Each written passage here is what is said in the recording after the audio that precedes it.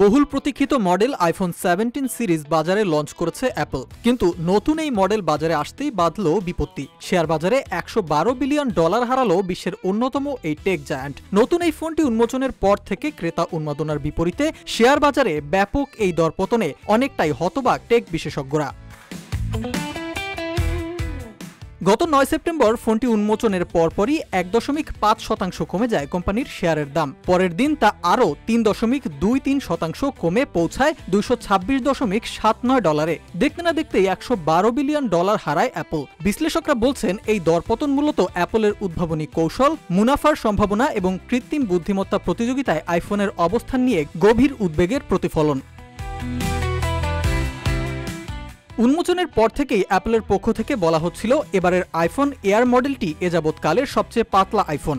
এমনকি চিরপ্রতিদ্বন্দ্বী S25s থেকেও পাতলা এই ডিভাইস। নতুন A19 pro chip, titanium frame এবং উন্নত মানের সিরামিক শিল্ড গ্লাস ব্যবহার করা হয়েছে এতে। তাই অ্যাপলের সিইও টিম কুক নতুন এই সিরিজ নিয়ে ছিলেন ব্যাপক আশাবাদী।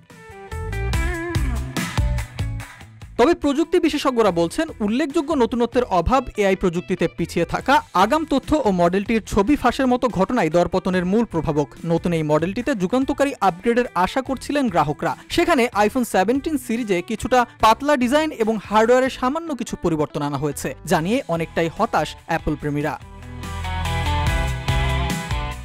তবু আশা করা হচ্ছে আসন্ন ছুটির মৌসুমে জনপ্রিয়তা পেতে পারে আইফোন 17। বিনিয়োগকারীরাও হয়তো সে সময় খানিকটা আগ্রহী হবেন, এমনটাই মত টেক বিশেষজ্ঞদের।